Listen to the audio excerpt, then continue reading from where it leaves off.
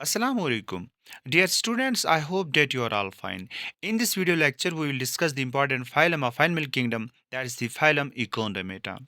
So, I already told you in previous video, these videos are very helpful for your competitive exams like NEET and other state examinations. सो आप मेरी इस channel को subscribe करें, आप comment करें और इन videos में जितनी इन्फॉर्मेशन आप हासिल करते हैं, इन सारी इन्फॉर्मेशंस को आप नोट डाउन करें ताकि इन सारी चीज़ों को आप रिवाइज़ कर पाएँगे, ठीक है? So, without wasting your time, let's get started. First of all, we will discuss the habitat, its general features like germ layers, etc. So, before we'll discuss the general features, let us see these living creatures. This is an living creature which is starfish. This is another living creature which is called the sea cucumber, and this is other living creature which is called the brittle star. These all living creatures are called the Echinodermata. हर किसी organism का अपना अपना phylum है और ये जो organism है इनका भी अपना फाइलम है, ठीक है, और इनका भी अपना एक घर होता है, ठीक है, और जिस घर को हम कहते हैं Echinodermata, ठीक है। ओके, सो घर का मतलब है फाइलम। डियर स्टूडेंट्स, आप कंफ्यूज होने की कोई ज़रूरत नहीं है।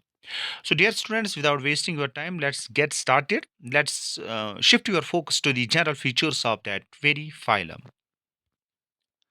So, first of all, I will explain you why this phylum is called Echinodermata. इस phylum को हम Echinodermata क्यों कहते हैं, ये चीज़ पहले आपको समझनी है।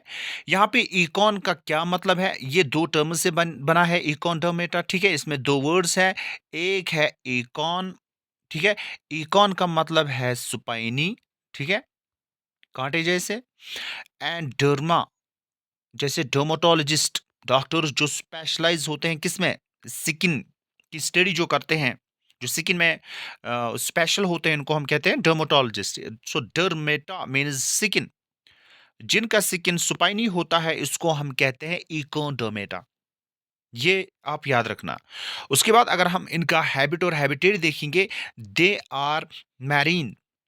मैरीन का क्या मतलब है, जो सीज में होते हैं, जो कहाँ होते हैं, जो सीज में होते हैं, उनको हम मैरीन कहते हैं। सो दे आर बेसिकली मैरीन, ये आप याद रखना, ठीक है। और इसके अलावा आप याद रखना इनकी जो ऑर्गन्स होते हैं बॉडी के, इनके जो टिश्यूज होते हैं, those tissues get developed into the organs, so that is the reason they have organ level of organization. इनमें ऑर्गन्स होते हैं, ठीक है। कुछ ऐसे ऑर्गेनिजम्स थे जो ऑलरेडी हमने डिस्कस किए हैं प्रीवियस फाइलम में। इन ऑर्गेनिजम्स में टिश्यूज थे, लेकिन ये जो फाइलम है इनमें ऑर्गन्स हैं। तो ऑर्गन्स जो होते हैं ना, ऑर्गन्स इंपॉर्टेंट रोल अदा करते हैं। हर किसी ऑर्गन की अपनी अपनी फंक्शन है, ठीक है। वहाँ पे सेल्स फंक्शन करती थी, यहाँ पे अलग अलग ऑर्गन्स अलग अलग फंक्शन करेंगे, ठीक है। So that is the reason they have organ level of organization, exhibit organ level of organization, ये ऑर्गन लेवल ऑफ ऑर्गेनाइजेशन दिखाते हैं। ये चीज़ आप याद रखना। अगर हम बात करेंगे इनकी सिमिट्री की, ये जो सिमिट्री है, तो सिमिट्री जो है इनकी रेडियल सिमिट्री है, मतलब बहुत ज़्यादा बहुत सारे प्लैनेट्स से ये जो है ऑर्गेनिज़्म डिवाइड होता है। यहाँ इस प्लैन से, इस प्लैन से, इस प्लैन से, ठीक है? सो that's basically the radial symmetry. और रेडियल सिमिट्री में आप एक चीज़ याद रखना, वो ये है कि ये जो ऑर्गेनिज़म्स है, ये इनमें से कुछ इंडिविजुअल्स हैं, दोज़ इंडिविजुअल्स आर पेंटामेरियस। पेंटामेरियस का मतलब है ये 5 प्लान से डिवाइड होते हैं, ये चीज़ आप याद रखना।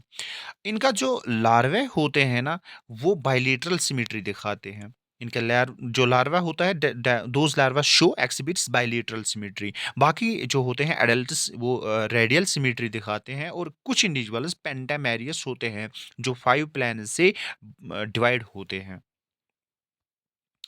Now will discuss the germ layers. Germ layers आपको पता ही है, 3 इंपॉर्टेंट जर्म लेयर्स होती है। जैसे ह्यूमन्स हैं, हाँ, हमारे अंदर 3 जर्म लेयर्स होती है। जब ज़ायगोट की फॉर्मेशन होती है, जब इंडिविजुअल डेवलप होता है, तब 3 लेयर्स ऐसी होती है जिन 3 लेयर्स से हर कोई ऑर्गन इवॉल्व होता है, हर कोई ऑर्गन जो है हम हर कोई ऑर्गन बनता है।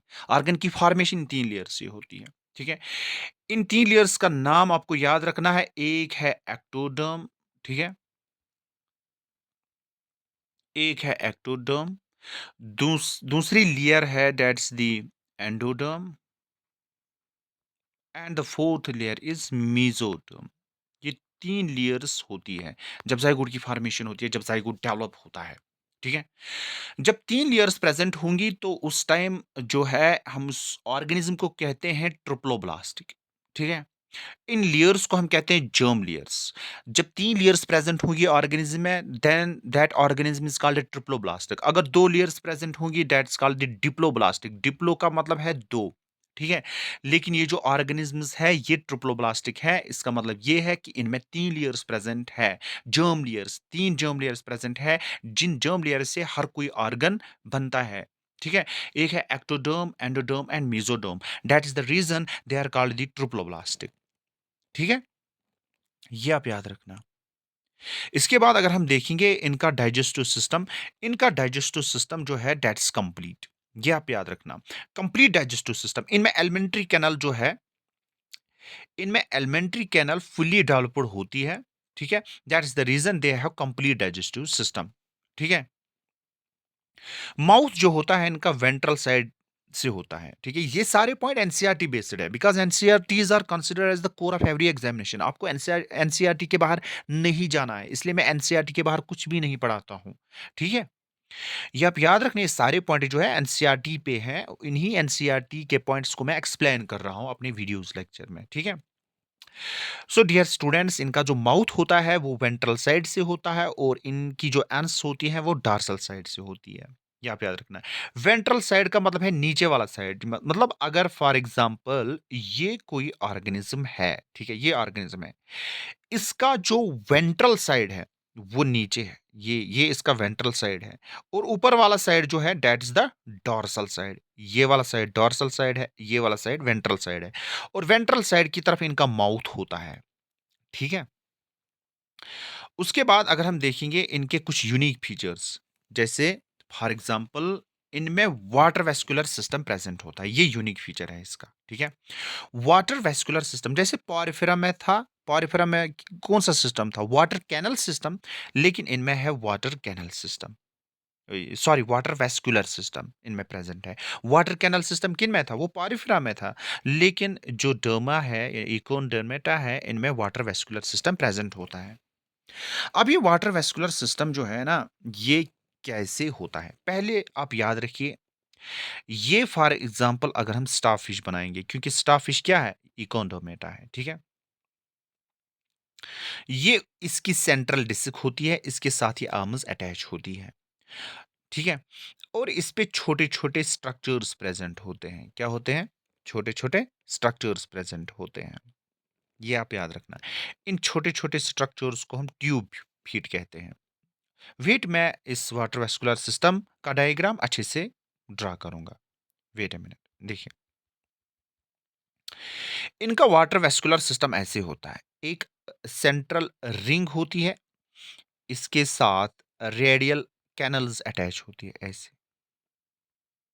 ठीक है? और ये जो रिंग्स होती है ना, ये बनाती है रिंग कैनल। इसको हम कहते हैं यहाँ पे रिंग कैनल, रिंग कैनल, ठीक है? ये आप याद रखना। और ये है रेडियल कैनल, रेडियल कैनल। और इन रेडियल कैनल के साथ ये छोटे-छोटे स्ट्रक्चर्स होते हैं। क्या होते हैं? छोटे-छोटे स्ट्रक्चर्स। इन छोटे-छोटे स्ट्रक्चर्स को हम कहते हैं ट्यूब फीट। क्या कहते हैं? ट्यूब फीट, ठीक है? ये इनका वाटर वेस्कुलर सिस्टम होता है। ओके। और जहाँ से वाटर दाखिल होता है ना इनमें, ये एक छोटा-सा स्ट्रक्चर है जहाँ से वाटर दाखिल होता है, इसको हम कहते हैं दैट्स कॉल्ड द मेडरोपोराइट। जैसे इनमें वाटर दाखिल होता है, उसके बाद रेडियल कैनल्स के थ्रू, इसके बाद रिंग कैनल में दाखिल होता है, उसके बाद रेडियल कैनल के थ्रू फाइनली जो है ट्यूब फीट के थ्रू बाहर निकलता है, ठीक है? ये चीज आप समझना। देखिए, आप अच्छे से आप फुल कंसंट्रेशन से आप इस डायग्राम पे देखना। पहले मेट्रोपोराइट जो है ना, इसमें वाटर दाखिल होता है, उसके बाद इस रिंग कैनल में, उसके बाद रेडियल कैनल में, उसके बाद ट्यूब हीट में। ये आप याद रखना, ठीक है? जब वाटर दाखिल होता है तो वो वाटर जो होता है ना, वो बहुत सारी फंक्शंस करता है इसमें। जैसे फॉर एग्जांपल लोकोमोशन, यानी जब वाटर करंट अंदर दाखिल होगा तो इससे जो है ना, ये जो ऑर्गेनिजम्स होते हैं ये मूवमेंट करते हैं, ये हिल जाते हैं, तो इसको हम कहते हैं लोकोमोशन। इसके अलावा जो वाटर में फूड प्रेजेंट होता है, न्यूट्रिएंट्स जो प्रेजेंट होते हैं वो भी ट्रांसपोर्ट होते हैं, यहाँ से ट्रांसपोर्ट होते हैं, यहाँ देखिए आप, यहाँ से ट्रांसपोर्ट होता है मेट्रोपोइट के थ्रू, उसके बाद रिंग कैनल में, रिंग कैनल के बाद रेडियल कैनल में, रेडियल कैनल के बाद ट्यूब फीट, ठीक है? इसके अलावा ये फूड ट्रांसपोर्ट और कैप्चर का भी यानी पर्पस अदा करते हैं इसमें, ठीक है? इसके अलावा ये जो वाटर वेस्कुलर सिस्टम है, इसमें क्या होती है, ये इससे रेस्पिरेशन भी होती है। अगर इसमें कोई गैस-वैस की फॉर्मेशन होगी तो वो जो गैसेज़ होते हैं ना, वो वाटर कैनल सिस्टम के थ्रू बाहर निकलेंगे। या कोई गैस अंदर जाता है, ठीक है? Exchange of gases simply called respiration, वो exchange of gases water current के ज़रिए से ही या वाटर वेस्कुलर सिस्टम के ज़रिए से ही ये प्रोसेस होती है। एंड अगर हम बात करेंगे इनकी एक्सक्रीटरी सिस्टम की, एक्सक्रीटरी सिस्टम इज एब्सेंट, ये आप याद रखना, ये इंपॉर्टेंट है, ठीक है? एक्सक्रीटरी सिस्टम इनमें एब्सेंट है, ठीक है? रिप्रोडक्शन अगर हम देखेंगे, रिप्रोडक्शन में सेक्सेस सेपरेट होते हैं, क्या होते हैं? सेक्सेस सेपरेट मीन्स मेल्स जो होते हैं वो अलग हैं और फीमेल्स अलग हैं, ठीक है? यानी कुछ ऑर्गेनिज्म्स ऐसे हैं जिनमें बोथ यानी male and female genders present होते हैं, जिनमें मेल्स यानी मेल दोनों सेक्सेस प्रेजेंट होते हैं, मेल सेक्स भी और फीमेल सेक्स भी, ठीक है? उस कंडीशन को हम हर्मोफ्रोडाइट कहते हैं। लेकिन ये हर्मोफ्रोडाइट्स नहीं है, इनमें सेक्सेस सेपरेट हैं। जब सेपरेट सेक्सेस होंगे उसका मतलब यह है कि मेल्स स्पर्मेटोज़ोन बनाएंगे, फीमेल्स ओवम बनाएंगे, ठीक है? Okay, so let's move. Reproduction is sexual, यानी सेक्चुअल रिप्रोडक्शन करते हैं। Fertilization is usually external. External fertilization का क्या मतलब है, आपको पता ही है कि जब सुपरमेटोजोन एंड ओवम जो बॉडी से बाहर फ्यूज होंगे उसको हम एक्सटर्नल फर्टिलाइजेशन कहते हैं। सुपरमेटोजोन ओवम जब फ्यूज होंगे उसके बाद जो है जाइगोट की फॉर्मेशन होगी। सो जाइगोट जब बनेगा तो इससे नया इंडिविजुअल बनेगा। So that's basically the fertilization process, ये एक्सटर्नल होती है, बॉडी से बाहर गैमेट्स फ्यूज होते हैं। डेवलपमेंट जो है इनकी इनडायरेक्ट है, इनडायरेक्ट डेवलपमेंट है, और इनमें फ्री स्विमिंग लार्वा होते हैं। इनमें जो लार्वा होते हैं वो फ्री स्विमिंग करते हैं, वो स्विम करते हैं। बाकी जो एडल्ट्स होते हैं वो सीसाइल होते हैं, वो एक ही जगह होते हैं, वो एक जगह से दूसरी जगह नहीं जा पाते हैं। लेकिन इनकी जो लार्वल फॉर्म्स है वो क्या है, वो बेसिकली फ्री स्विमिंग है। इसके अलावा आप कुछ एक्स्ट्रा इंफॉर्मेशन आप याद रख सकते हैं। फॉर एग्जांपल अगर हम इनका स्किन देखेंगे, ये जो फॉर एग्जांपल इनका स्किन है, स्किन के ऊपर एक स्पाइन जैसा स्ट्रक्चर प्रेजेंट होता है, उसको हम कहते हैं ईकाइन। क्या कहते हैं? ईकाइन। दैट्स कॉल्ड ईकाइन। और ईकाइन के सराउंडिंग्स में यानी दोनों साइड से छोटे छोटे स्ट्रक्चर्स प्रेजेंट होते हैं। इन छोटे छोटे स्ट्रक्चर्स को हम कहते हैं, that's basically called the derma, dermal, ठीक है? या डर्मा भी आप कह सकते हैं। और ये काम क्या करते हैं, ठीक है? ये एक्सक्रीशन करते हैं, लेकिन इनमें एक्सक्रीटरी जो है ना, एक्सक्रीटरी ऑर्गन्स इनमें एब्सेंट है। लेकिन ये कभी कभी ये जो उनको हम ब्रैंकिया भी कहते हैं, ठीक है? These are called branchia also are dermal, ठीक है? जो एक्सक्रीशन का काम करते हैं, ठीक है? ये जो इनका जो सिकिन होता है, ठीक है? ये सिकिन, सिकिन के नीचे होते हैं कैल्शियम की डिपॉजिशन, सिकिन के नीचे होती है, ठीक है? यानी ये जो नीचे जो सिकिन होता है, सिकिन के नीचे क्या होते हैं? कैल्शियम कार्बोनेट, ठीक है? ये आप याद रखना। यानी इनका जो एंडोस्केलेटन है, ये जो स्किन है, स्किन के अंदर जो पार्ट होता है इनका, ठीक है, बॉडी का part, that is exclusively made up of the calcium carbonate, ठीक है? CCO3 मैंने यहाँ पे लिखा, इट मीन्स कैल्शियम कार्बोनेट। सो ये इनका एंडोस्केलेटन होता है। अगर हम एग्जाम्पल देखेंगे, ये आप याद रखना, एस्टेरिसिस का मतलब है स्टारफिश, इकोनिस का मतलब है सी अर्चिन। ठीक है, ये कुछ इंपॉर्टेंट एग्जाम्पल्स हैं जो ऑलरेडी मैंने वीडियो से पहले भी आपको दिखाए हैं। देखिए, ये स्टारफिश है, ठीक है। अगर आप गौर से देखेंगे तो ये जो स्टारफिश है, इसमें ये छोटे छोटे वो जो ट्यूब्स मैंने दिखाए थे ऐसे, so these are called basically madreporites. ये आप देख रहे हैं ना, ये मेड्रोपोराइट्स है, ये वाइट जैसे ये ट्यूब, ये क्या है, ये मेड्रोपोराइट्स है, ठीक है।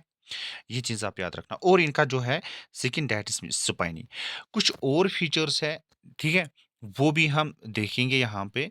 जैसे फॉर एग्जांपल अगर इनकी बॉडी देखेंगे हम अंदर से, बॉडी के अंदर कैविटी प्रेजेंट होती है।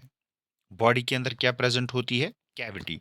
जब बॉडी के अंदर कैविटी प्रेजेंट होगी, सो that's basically called the coelom, ठीक है। सो दे आर यूसिलोमेटिक। दे आर यूसिलोमेटिक का क्या मतलब है, जिनमें ट्रू कैविटी प्रेजेंट होती है, दे आर यूसिलोमैटिक। इसके अलावा मेटामेरिज्म, देखिए ये जो ऑर्गेनिज्म है यहाँ पे, ये जो ऑर्गेनिज्म है यहाँ पे, ठीक है, इसमें सेगमेंट्स सेगमेंट्स नहीं होते हैं, ठीक है। इसमें आप सेगमेंट्स नहीं देखोगे, सो दैट्स द रीजन इनमें मेटामेरिज्म जो है that's absent. Metamerism is absent, यानी body is not divided into segments, ठीक है। इसके अलावा इनमें नोटोकॉर्ड भी एब्सेंट है। नोटोकॉर्ड का क्या मतलब है, जिन नोटोकॉर्ड मीन्स बैकबोन, बैकबोन इनमें एब्सेंट होती है, ठीक है, इनमें बैकबोन प्रेजेंट नहीं होती है। इसके अलावा सर्कुलेटरी सिस्टम अगर हम इनका देखेंगे, circulatory system is open, open circulatory system, यानी बॉडी के अंदर जो फ्लूइड्स होते हैं, ठीक है, वो वो एक जगह से दूसरी जगह ऐसे ही मूव होते हैं। मतलब इनमें इनमें जो फ्लूइड होता है, या ब्लड हम कह सकते हैं, ब्लड वेसल्स के थ्रू बॉडी में ट्रांसपोर्ट नहीं होता है, बल्कि वो ऐसे ही बॉडी के अंदर, बॉडी की कैविटी के अंदर होता है। इस सर्कुलेटरी सिस्टम को हम कहते हैं ओपन सर्कुलेटरी सिस्टम, ठीक है। ये भी आप याद रखना। सो ये स्टारफिश है, ठीक है, ये इकोनडोमेटा है, ठीक है। ये आप याद रखना, ये है सी अर्चिन, ठीक है, जिसको हम sea cucumber, sorry sea urchin नहीं, सी कुकम्बर है ये, ठीक है। दिस आल्सो इकोनडोमेट, and this is the brittle star. Brittle star का क्या मतलब है, क्योंकि ये बहुत ज्यादा क्या होती है, ये बहुत ज्यादा ब्रिटल होती है, that's the reason this is called the brittle star. So dear students, I hope that आपने इस फाइलम को अच्छे से समझा होगा। अब हम डिस्कस करेंगे दूसरा phylum, that is Hemichordata. Hemichordata इनको क्यों कहते हैं, आप याद रखना, हेमी का मतलब है हाफ, कॉर्डेटा का मतलब है कॉर्डेट्स, जिनमें बैकबोन प्रेजेंट होती है। So that is the reason they are called hemichordates. They are connecting links between the vertebrates and invertebrates, ठीक है। ये जो फाइलम है हेमिकॉर्डेटा, ठीक है, इनको हम एकॉर्न वर्म्स भी कहते हैं, ठीक है, जो जनरली ओशंस में होते हैं। सो दे आर मैरीन, ये मैरीन होते हैं जो ज्यादातर ओशंस में प्रेजेंट होते हैं, ठीक है। सो यहाँ लिखा हुआ भी है कि hemichordates is formed of two words. Hemi का मतलब है हाफ, कॉर्डेट का मतलब है नोटोकॉर्ड, जो ऑलरेडी मैंने बोला है, ठीक है। ये हाफ कॉर्डेट्स हैं, ये चीज आप याद रखें। इनके जनरल फीचर्स क्या है, हैबिटेट जो है इनका मेनली ये क्या होते हैं, मैरीन होते हैं, ठीक है। ये ज्यादातर सीज में होते हैं। सिमिट्री इनकी क्या होती है, बाइलेटरल सिमिट्री है। ट्रिप्लोब्लास्ट का मतलब ये 3 लेयर से बने होते हैं, यानी हेमिकॉर्डेट्स 3 लेयर्स से बने होते हैं, ectoderm, endoderm and mesoderm. Body formation ये सिलेंड्रिकल होते हैं, अनसेगमेंटेड बॉडी होती है। अनसेगमेंटेड बॉडी का मतलब यहाँ पे है, इनमें मेटामेरिज्म एब्सेंट है। जब बॉडी सेगमेंट्स में डिवाइड होगी तो दैट्स कॉल्ड द मेटामेरिज्म। जो बॉडी सेगमेंट्स में डिवाइड नहीं होगी, दैट्स अनसेगमेंटेड बॉडी, तो इसका मतलब है इनमें मेटामेरिज्म एब्सेंट है, ठीक है। इसके अलावा अगर हम देखेंगे, जो इनकी बॉडी होती है ना, बॉडी के 3 इंपॉर्टेंट पार्ट्स है। एक वाला जो पार्ट होता है, यहाँ पे मैं ड्रा करूंगा उसका स्ट्रक्चर, ठीक है, ताकि आपको अच्छे से समझ आएगा, ठीक है। एक वाला पार्ट, डेट्स ये जो पहला पार्ट है, डेट्स कॉल्ड प्रोबोसिस। ये है इनका कॉलर, और ये है ट्रंक। ठीक है, ये क्या है? Proboscis. Proboscis, this is collar and this is trunk. ये 3 पार्ट्स है और इस प्रोबोसिस में एक ग्लैंड होता है, that's called the proboscis gland. ठीक है, that's called the proboscis gland. यहाँ पे लिखा होगा कहीं पे प्रोबोसिस ग्लैंड। ठीक है, वो हम आगे देखेंगे प्रोबोसिस ग्लैंड की क्या फंक्शन है। सो जो हेमिकॉर्डेटा है, इनकी बॉडी तीन इक्वल पार्ट्स में नहीं, यानी इनकी बॉडी 3 पार्ट्स में डिवाइड होती है। एक है हेड, दूसरा है कॉलर और तीसरा है ट्रंक। ठीक है, हेड के अंदर प्रोबोसिस ग्लैंड होता है। ठीक है, ये हमें याद रखना है। ओके, अगर हम का डाइजेस्टिव सिस्टम देखेंगे, digestive system is complete, they have complete digestive system. Respiration जो है, दैट्स बेसिकली दी रेस्पिरेशन के इनमें ब्रैंकियल ओपनिंग्स होती हैं, जो जो ट्रंक वाले पार्ट में, यानी गिल स्लिट्स, जो इनका गिल स्लिट होता है ना, यानी यानी गिल से रेस्पिरेशन होती है, जो ट्रंक पे प्रेजेंट होता है, जो ऑलरेडी मैंने दिखाया है आपको। जो लास्ट वाला पार्ट था, पहला था प्रोबोसिस, दूसरा था कॉलर और तीसरा था ट्रंक वाला पार्ट। वो जो ट्रंक वाला पार्ट है, इनमें गिल स्लिट्स प्रेजेंट होते हैं जो रेस्पिरेशन का काम करते हैं। ये चीज़ हमें याद रखना है। सर्कुलेटरी सिस्टम जो है, इनमें ओपन सर्कुलेटरी सिस्टम है। ओपन सर्कुलेटरी सिस्टम का मतलब ये है कि इनमें बॉडी जो होती है ना, बॉडी के अंदर ब्लड ऐसे ही फ्लो होता है। फॉर एग्जांपल, ये इनकी बॉडी है, ब्लड कहीं पे भी फ्लो हो सका, यहाँ से यहाँ से यहाँ से। ठीक है, ब्लड कहीं भी जगह क्या होगा, फ्लो होगा। जब बॉडी में ब्लड का फ्लो कैसे होगा, ब्लड वेसल्स के थ्रू होगा। ये एक ब्लड वेसल्स है, ठीक है, और इसमें ब्लड फ्लो होगा। ये दूसरी ब्लड वेसल है, इसमें भी ब्लड फ्लो होगा। जब ब्लड का फ्लो होगा ब्लड वेसल्स के थ्रू, जब ब्लड की ट्रांसपोर्टेशन होगी ब्लड वेसल्स के through, that's called the closed circulatory system. Excretory system जो है इनका, वो प्रोबोसिस ग्लैंड, जो किसमें था, जो प्रोबोसिस, ये जो हेड वाला पार्ट था ना, जैसे हेड होता है, ठीक है, हेड तो नहीं होता है ना, उस हेड को हम प्रोबोसिस कहते हैं। एक बार फिर मैं डायग्राम बनाऊंगा। ठीक है, ये है इनका प्रोबोसिस, ये है कॉलर और ये है ट्रंक। ठीक है, इसमें होता है क्या, प्रोबोसिस ग्लैंड, जो एक्सक्रीशन का काम करते हैं। ये आपको याद रखना है। नर्वस सिस्टम इनमें प्रिमिटिव होता है और सेंसिएशन जो है ना, इनकी एपिडर्मिस से यानी स्किन से ही होती है। Reproduction is sexual. ठीक है, they have separate sexes. The indirect development is indirect. ठीक है, इनडायरेक्ट डेवलपमेंट का मतलब ये है कि जो इंडिविजुअल्स होते हैं, पहले इन जब वो इंडिविजुअल्स बनाते हैं, वो लार्वल फॉर्म्स में होते हैं, उसके बाद लार्वल फॉर्म्स कन्वर्ट होते हैं एडल्ट वन में। ठीक है, दैट्स इनडायरेक्ट डेवलपमेंट। ठीक है, ये आप याद रखना है। इनमें एक इंपॉर्टेंट लार्वा होता है, that's called tornaria larva. So dear students, that was all about today's lecture. इस लेक्चर में हमने इकोनडोमेटा और हेमिकोडाटी के बारे में डिस्कस किया है। अब हम नेक्स्ट वीडियो में डिस्कस करेंगे नेक्स्ट फाइलम। तब तक के लिए अल्लाह हाफिज।